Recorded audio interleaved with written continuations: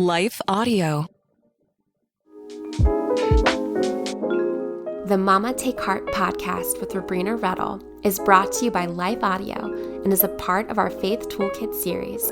For more inspirational, faith-affirming podcasts, visit lifeaudio.com. You're listening to Mama Take Heart, Understanding Your Gen Z Girl, a show designed to help you be the compassionate, gospel-centered, and influential voice in your girl's life.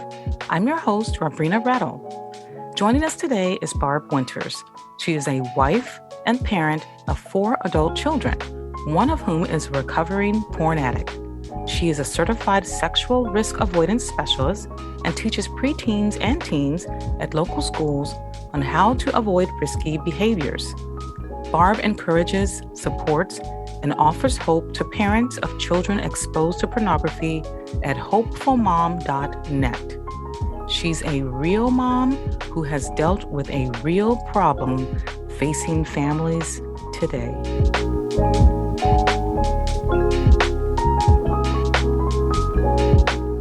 I am a pastor's wife, and we have 4 kiddos. They're all grown now, adults. Yay, we just graduated our last one in spring. Congratulations. Yeah, thank you. We moved to Florida about 6 years ago so that my husband could plant a church. And shortly after we moved here, we found out that our son, who was 14 at the time, was watching pornography. And it was pretty devastating to me. And at the time we first learned of it, we did put some guardrails in place. But when he was 16, we learned that he was still involved and, in fact, addicted.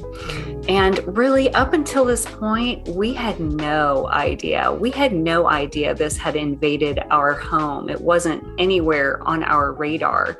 I mean, I knew pornography existed on the internet, but we had the talk, with our kids briefly. We were Christians. We were a homeschool family. We knew our children understood right from wrong, that they understood the purpose of sex and how it was supposed to be within the confines of a marriage. And I trusted them. And I thought, not my kid, because they know better. But I was wrong. And during this time, I had all the feels. I felt guilty. I felt hurt. I felt betrayed, but I really had no one to turn to. And it was especially difficult because of the stigma surrounding someone who watches pornography and because my husband is a pastor. I mean, most people realize by now, you and I chatted about this the other day, most people realize that the pastor and his family aren't immune from trauma or problems, but I could not reveal this devastating information to my own family inside my own house, much less anyone in our church, especially because that we were the pastor's family. So I really felt alone.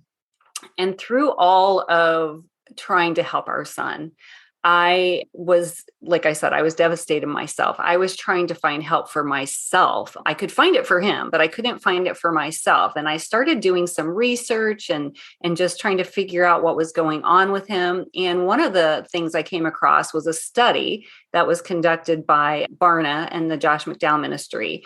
And that study revealed that young adults are watching more porn and seeking it out more than any other generation. In fact, among ages 13 to 17, 18% of them are looking at it weekly. That is a crazy amount. And through all my studies, a light bulb went off. And I thought, if such a high percentage of children are watching porn, then there's a high percentage of parents who have children who are watching pornography. And so why aren't we talking about it? So at some point during my journey with my son, I decided that I was going to try and be that parent, be the person that parents could come to when they found out that their child had been exposed to pornography or was struggling with it.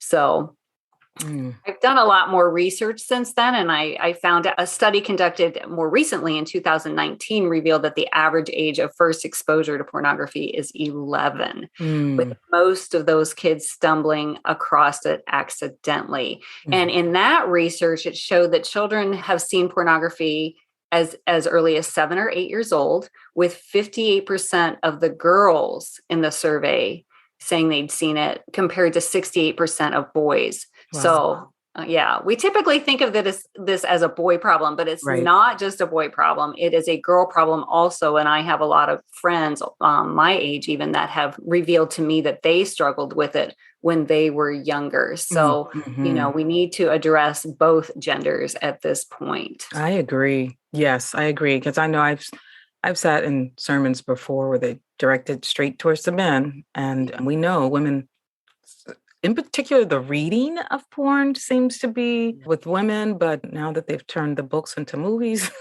So, yeah, that is a story. And that same 2019 study uncovered that girls in particular are watching pornography to learn what to do during sex and to meet the perceived expectations of the boys. So they, and that's another thing we're really finding out is that both boys and girls are looking to pornography as their sex education. So they've got it right at their fingertips. They don't need to ask mom or dad what's sex. If they hear somebody talking about sex down the hall, or they're curious, well, what does a girl's breasts look like or whatever, all they have to do is Google it. And when they Google it, they don't get, yesterday's Playboy. They get full-blown pornographic, violent, awful stuff. So, they don't even know what they're looking for. And all of a sudden they're in the middle of these horrific scenarios. That is really sad. You just said that about how girls are looking so they know what to do.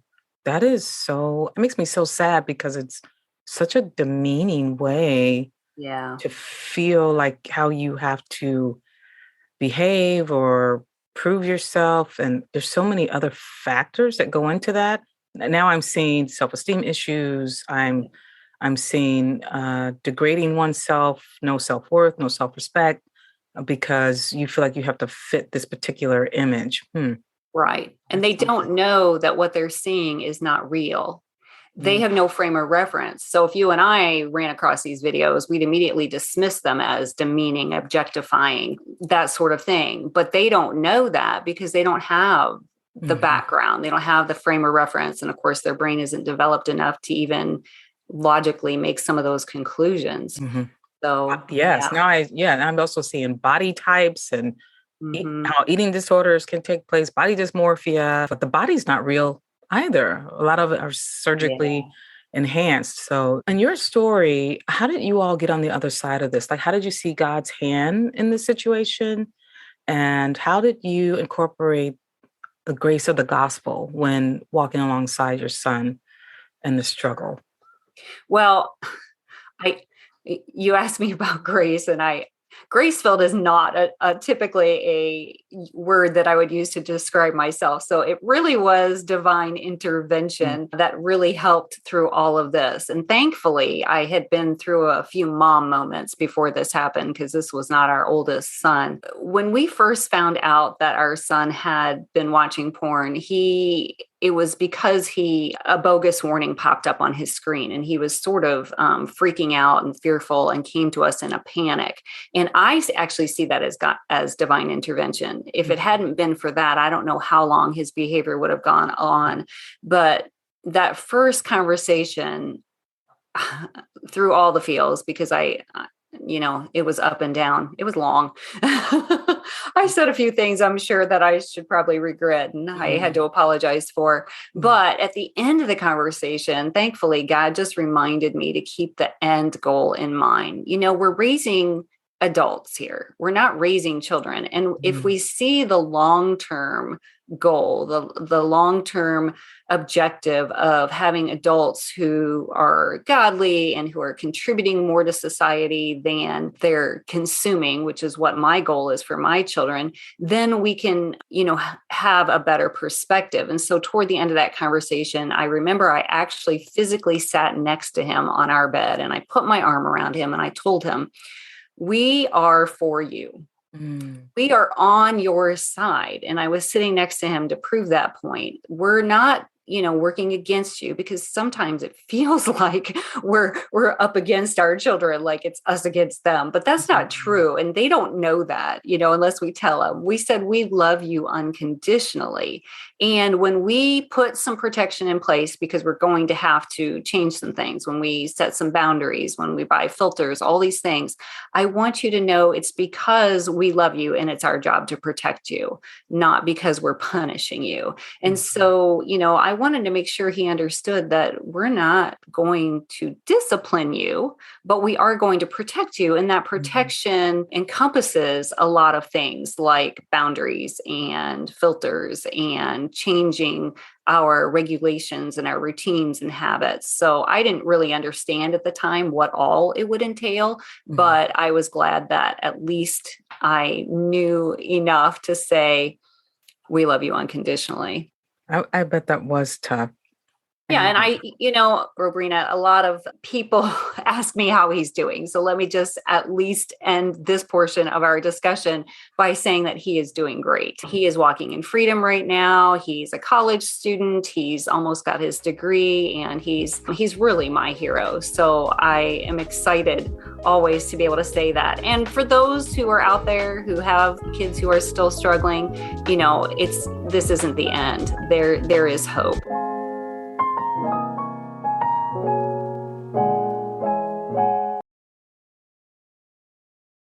I also wanted to talk about January is National Sex Trafficking Awareness Month. So let's talk about tween and teen girls and how the grooming occurs online, encouraging girls to send nudes, blackmailing, and its link to sex trafficking.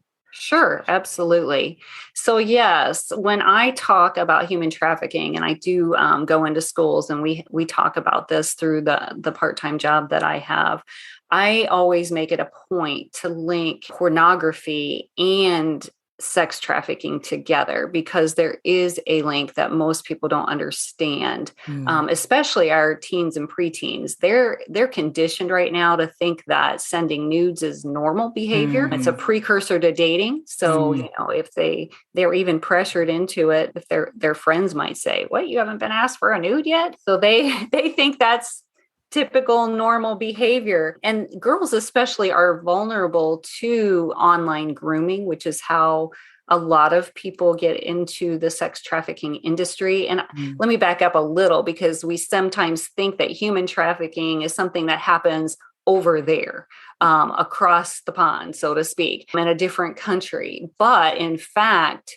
it is happening in our backyards. And I live in Florida, which is the third largest state for human trafficking calls in the States. So we want our kids to understand that you are vulnerable to this. You are susceptible to grooming, and typically girls in particular, because of what we're talking about, their self-esteem and their insecurity, they are susceptible to someone just friending them through an online game or through social media, and they're catfish, basically, which means somebody pretends to be somebody that they're not. They pretend to be a friend their age, and they send a personal message, and they build them up emotionally, filling a need that they might have. Maybe they're feeling empty inside. Maybe they're feeling lonely, as we all do at times, and they don't know what to do with these feelings. And somebody comes along and says, "Oh, I noticed that I noticed that you got an A on your test. Congratulations." Or, "You're so beautiful." I heard recently, I was at an event where I heard a lady who had been human trafficked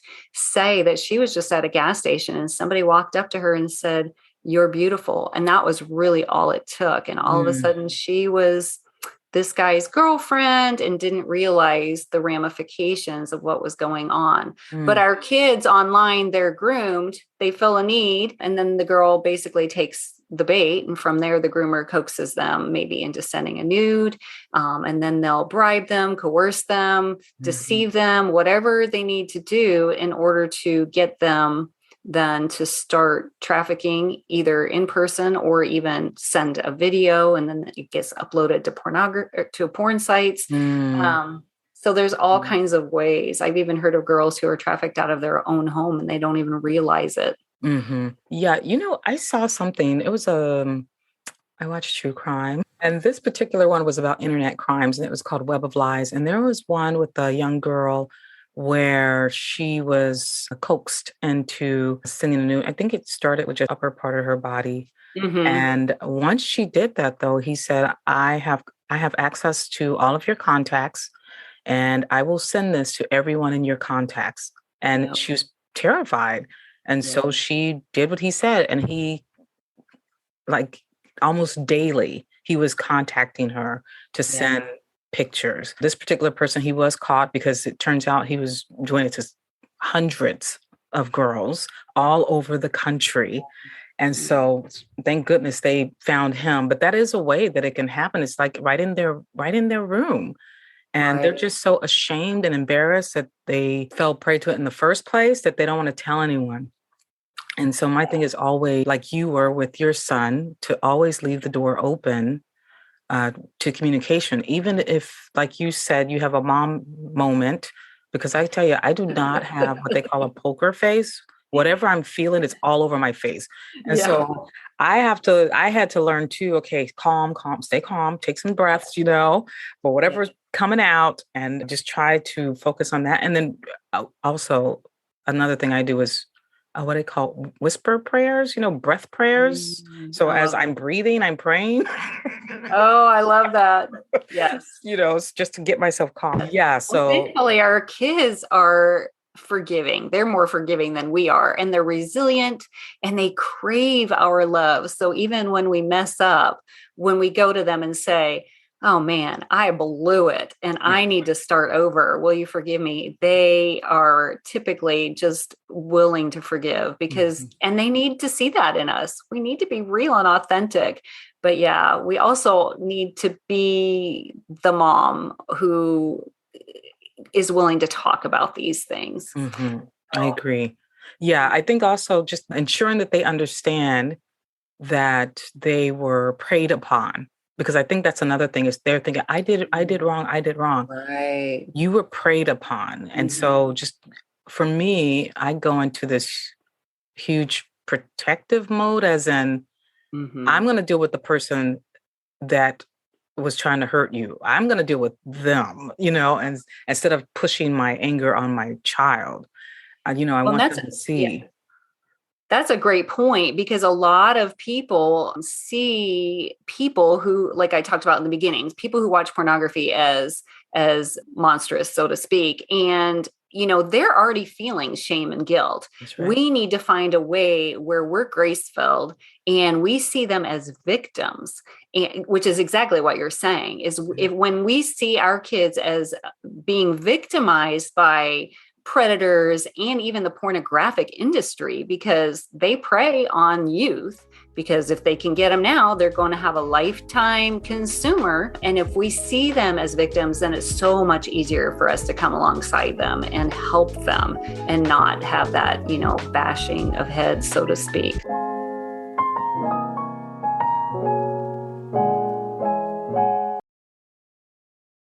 Did you have other statistics that you wanted to share about girls in particular and how they're affected? One other stat was that a poll by Childline showed that 1/5 of 12 to 13-year-olds believe that porn is normal behavior. So that wasn't, I Hmm. guess, specifically Wow, about, that's still to yeah. know that though, that they see that as normal, which I am I guess I'm surprised and I'm not surprised at the same time because society has normalized it. Yes. And so, yeah, people say that's why I'd add a little spice to my relationship. And so, Yeah. yeah, so as society has normalized it to a certain extent and also has provided a way to make it profitable for, are they called webcam models? So, yeah, I can see how they think that it's normal. Right. Yeah. And it's not. And it's up to us to communicate to them. So that's why we need to be brave and talk about it. Hmm. Yes, so I will provide a link to national sex trafficking organizations or anti-sex trafficking Mhm. organizations. And then there's one here that I volunteer with. I used to work with them. I've got a name. And then there's another one that's local called the Set Me Free Project. She's actually, Stephanie, she's actually been on the show also to talk about boundaries. And they're more education. I would say that is, to me, that is the key, is educating, not just educating yourself, but educating your girl, educating her to understand what are the ramifications or consequences of sending a nude. One, it's out there forever. You cannot get that back. And also when it's considered child pornography also. Yes. And so that person, whoever you're sending that picture to, they are now in possession of child pornography. So there's so many other ramifications and layers to the nude pics and so forth. Well, and even revenge porn, or taking the information and uploading it to pornographic websites without permission. Yes. And I'm glad you brought up the child pornography. That's something we always talk about in the schools also. Because if they don't understand it from a moral standpoint, at least I want them to understand it from a legal standpoint. Yes. Yeah. And I don't think they really think about that. Like, oh, wait, I am still a child, you know, and whoever I send it to, now they're in possession of child pornography, and they can get in trouble for it. And you can get in trouble for sending it. Yeah. And so I think educating yourself is the key. I think also educating your child is the key, and allowing them to understanding the consequences and repercussions behind it. And I do have some links on my website too, to one, other types of human trafficking, anti-human trafficking organizations, and two, to communication tips or how to start the conversation with your child, depending on their age, books that they can use, and or just on my blog site, various communication tips. So, okay, that's great. And speaking of book, let's talk real quick about a book that you are starting to write. Sure, I'd love to. Yeah, I'm writing a book on healthy relationships, and specifically how to help our teens, preteens, young adults have healthy relationships given this world that we live in, full of hookups and full of pornography, etc. So I'm really excited about the book. So thanks for mentioning it. Oh, yeah. And it's not due to come out yet, though. It won't come out until maybe 2023. Yes. However, if our listeners, if they connect with you on your website and your blog, then you'll be announcing the closer it gets to it. So why don't you let our listeners know how they can connect with you? Sure, I'd love to. So the best way to connect with me is through my website at hopefulmom.net. And if you subscribe for updates, then I offer a free PDF download, and you'll also get updates when I post blogs, and you'll be the first to know when my book is available to order. And you can also connect with me through Facebook at Difficult Conversations for Parents, and through Instagram at difficult.conversations. And I would love to connect with other mamas. Okay, I will definitely put those links in the show notes. And I can't thank you enough for joining us today and having this very vulnerable conversation. I'm very grateful that your family was able to come on the other side of this and redeem the situation for God's good, and the work that you are doing in our community. Mamas, really appreciate it. Well, I thank you, Robrenna, for having me on here also. You're amazing, and I love your podcast. So hopefully people like it as much as I do. Oh, thanks. I appreciate that. Remember, God is for you, and you're not alone. With His Spirit, you are filled with courage and strength of purpose. So don't fret, Mama. Instead, take heart. Mama Take Heart is a production of Life Audio and the Salem Web Network. If you liked what you just listened to, would you take a second and leave us a rating in your favorite podcast app? It really does help more people like you find our show. This podcast is produced by me, Kelly Givens, and Steven Sanders, with executive oversight by Stephen McGarvey. You can find more podcasts like this over at lifeaudio.com.